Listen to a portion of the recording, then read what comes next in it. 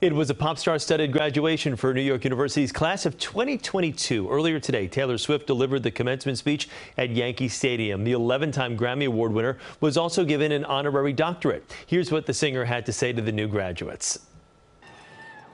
Hi, I'm Taylor.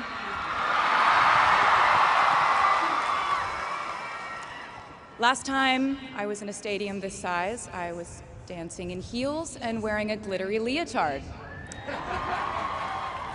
This outfit is much more comfortable.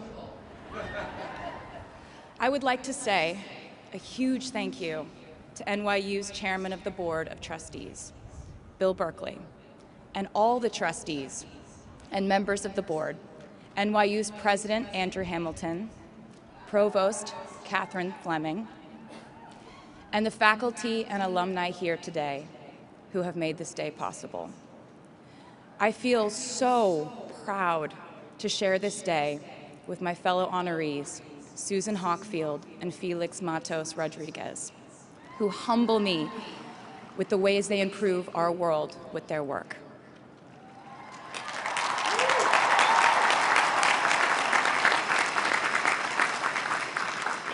As for me, I'm 90% sure the main reason I'm here is because I have a song called 22.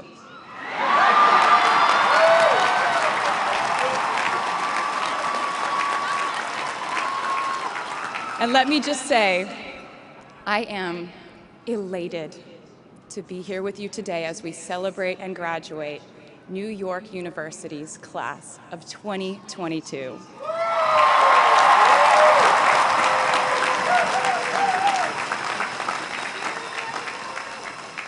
Not a single one of us here today has done it alone.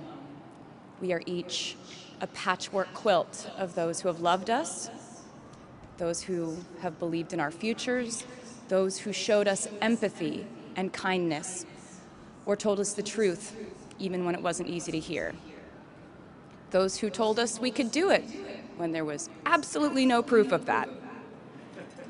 Someone read stories to you and taught you to dream and offered up some moral code of right and wrong for you to try and live by. Someone tried their best to explain every concept in this insanely complex world to the child that was you as you asked a bazillion questions like, how does the moon work? And why can we eat salad but not grass? And maybe they didn't do it perfectly. No one ever can. Maybe they aren't with us anymore. In that case, I hope you'll remember them today.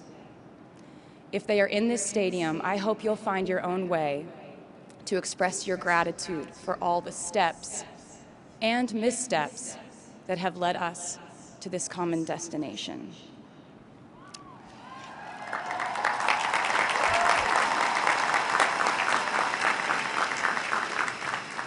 I know that words are supposed to be my thing, but I will never be able to find the words to thank my mom and dad, my brother Austin, for the sacrifices they made every day so I could go from singing in coffee houses to standing up here with you all today, because no words would ever be enough.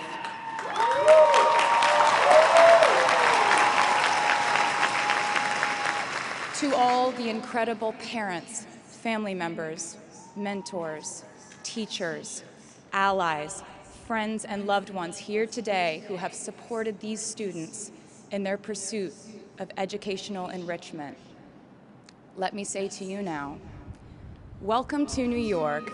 It's been waiting for you.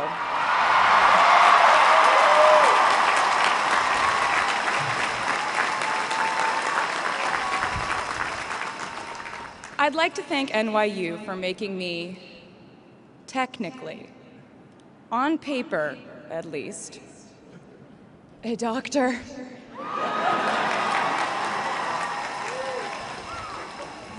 Not the type of doctor you would want around in case of an emergency. Unless your specific emergency was that you desperately needed to hear a song with a catchy hook and an intensely cathartic bridge section.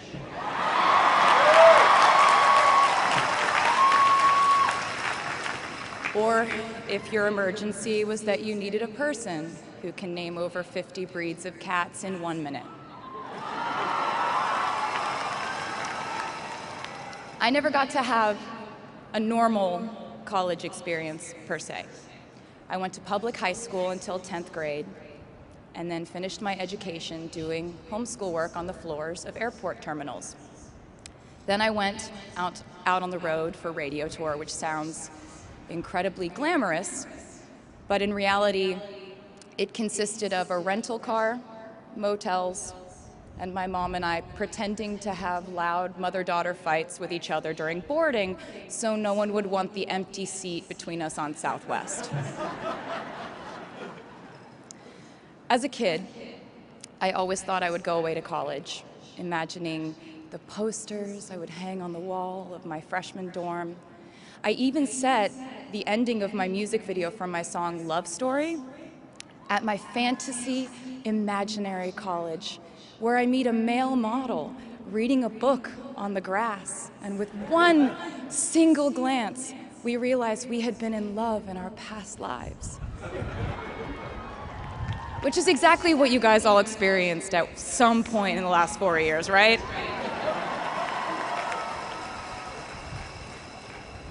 But I really can't complain about not having a normal college experience to you, because you went to NYU during a global pandemic, being essentially locked into your dorms and having to do classes over Zoom.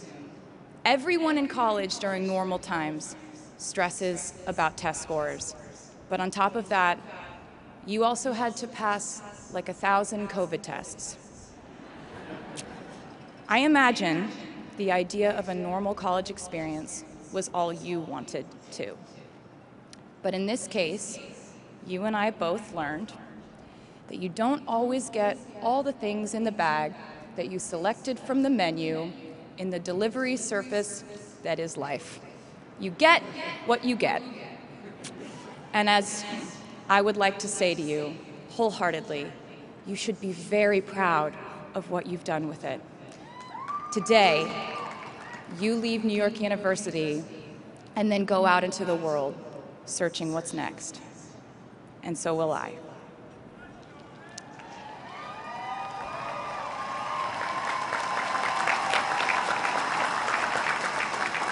So as a rule, I try not to give anyone unsolicited advice unless they ask for it. I'll go into this more later.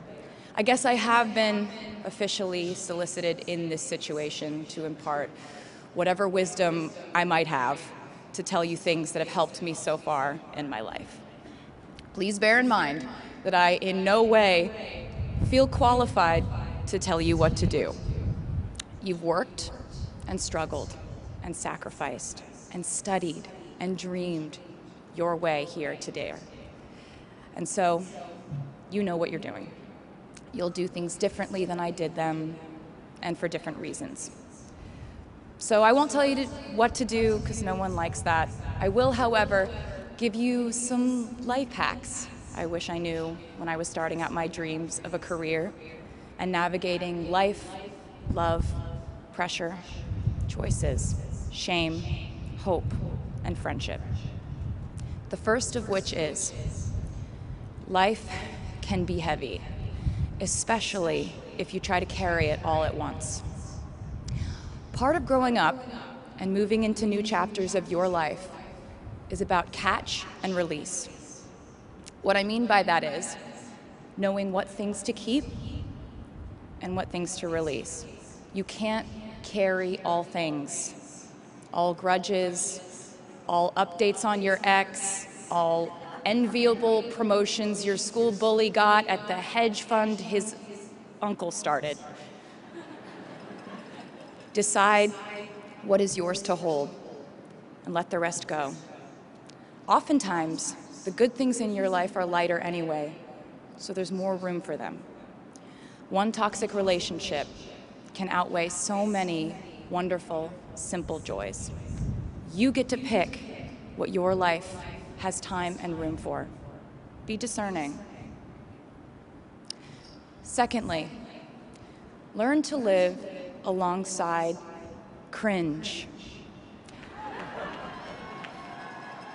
No matter how hard you try to avoid being cringe, you will look back on your life and cringe retrospectively.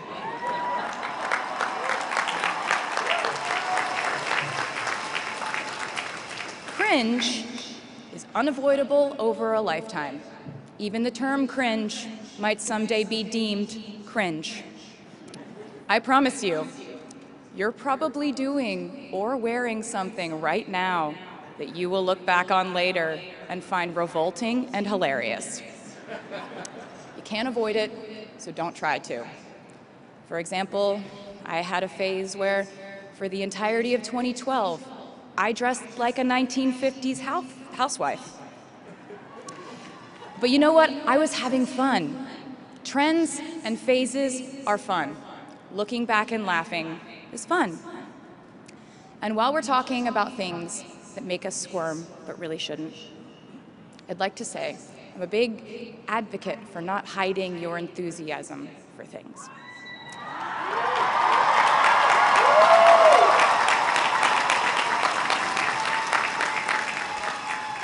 It seems to me that there is a false stigma around eagerness in our culture of unbothered ambivalence. This outlook perpetuates the idea that it's not cool to want it, that people who don't try are fundamentally more chic than people who do. And I wouldn't know because I've been a lot of things, but I've never been an expert on chic, but I'm the one who's up here, so you have to listen to me when I say this. Never be ashamed of trying. Effortlessness is a myth. The people who wanted it the least were the ones I wanted to date and be friends with in high school. The people who want it the most are the people I now hire to work for my company.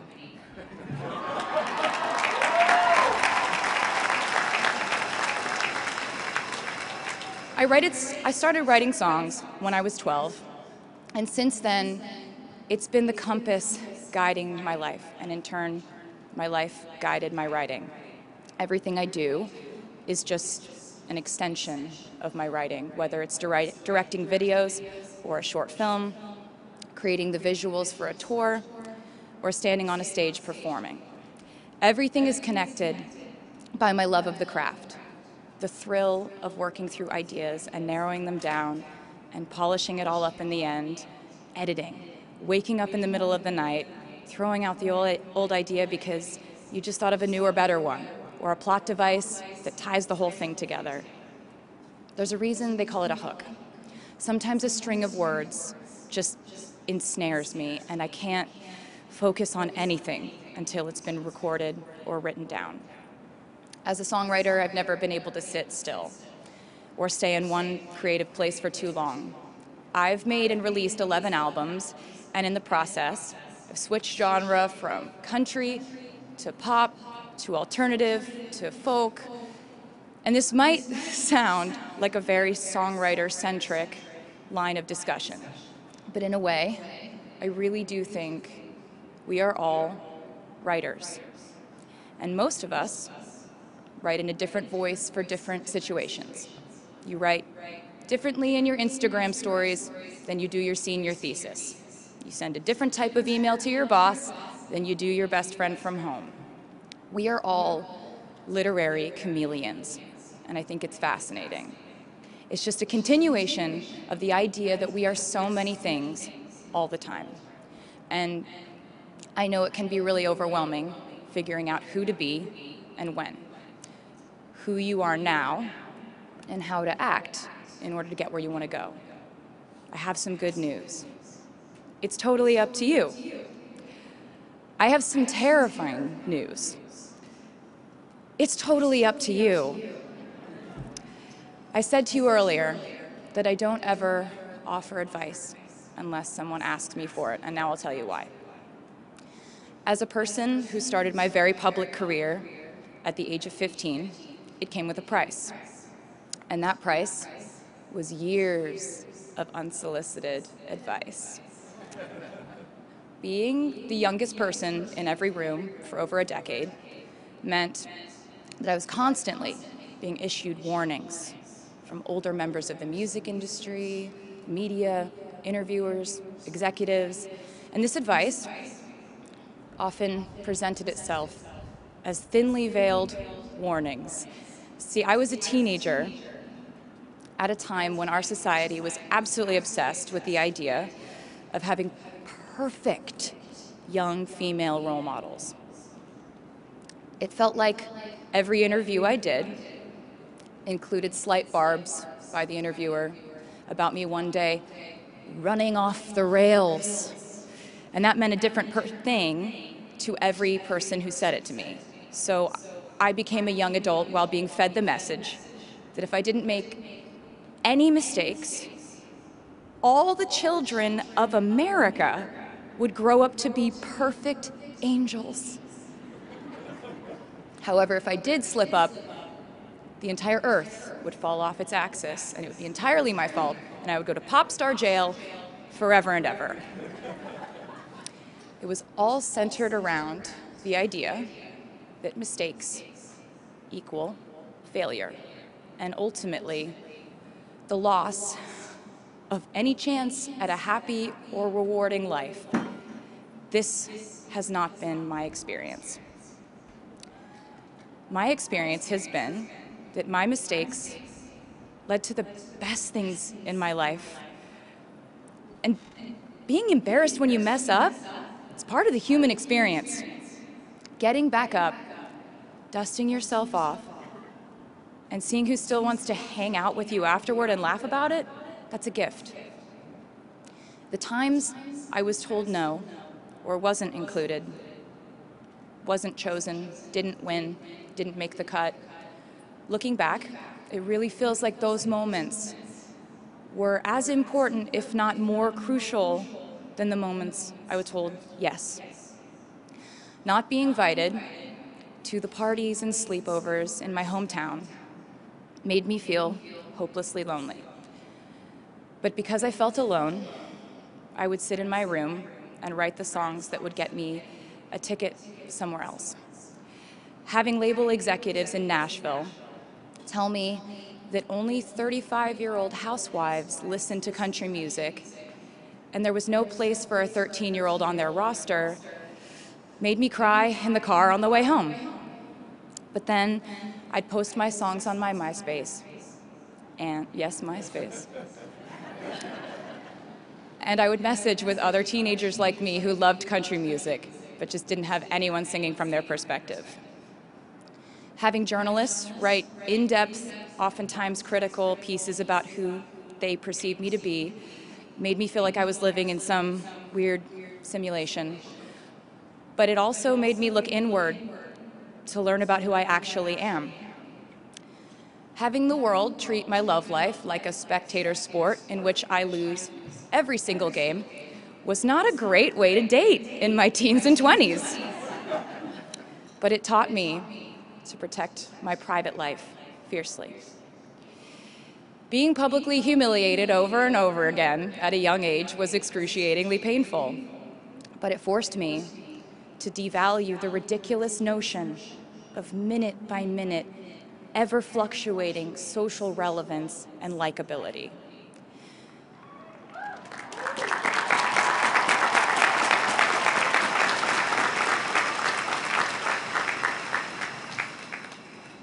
Getting canceled on the internet and nearly losing my career gave me an excellent knowledge of all the types of wine.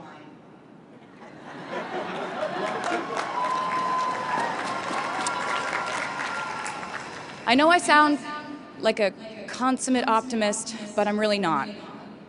I lose perspective all the time. Sometimes everything just feels completely pointless.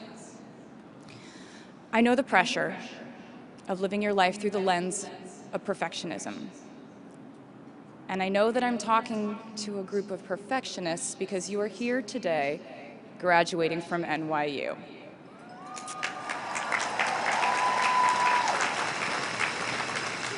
So this might be hard for you to hear.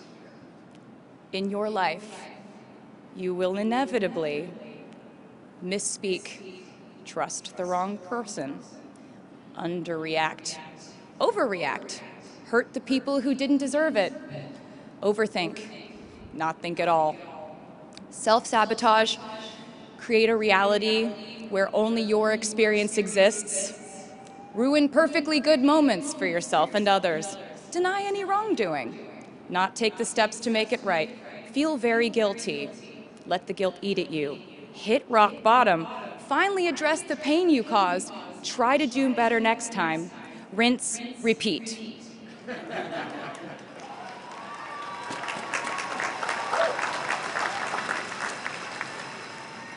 And I'm not going to lie. These mistakes will cause you to lose things. I'm trying to tell you that losing things doesn't just mean losing. A lot of the time, when we lose things, we gain things too. Now you leave the structure and framework of school and chart your own path. Every choice you make leads to the next choice, which leads to the next, and I know it's hard to know which path to take. There will be times in life where you need to stand up for yourself, times when the right thing is actually to back down and apologize, times when the right thing is to fight, times when the right thing is to turn and run, times to hold on with all you have, and times to let go with grace.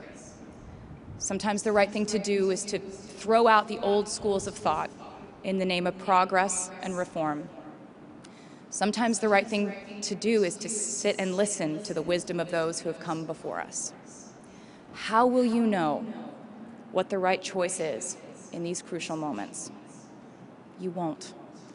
How do I give advice to this many people about their life choices? I won't. The scary news is you're on your own now. But the cool news is you're on your own now.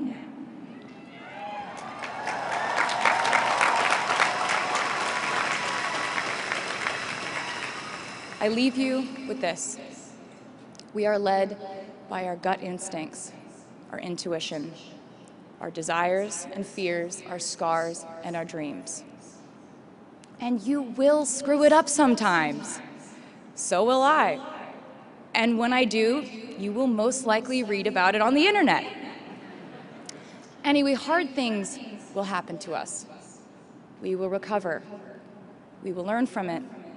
We will grow more resilient because of it. And as long as we are fortunate enough to be breathing, we will breathe in, breathe through, breathe deep, and breathe out. And I am a doctor now, so I know how breathing works. I hope you know how proud I am to share this day with you. We're doing this together, so let's just keep dancing like we're the class of 22.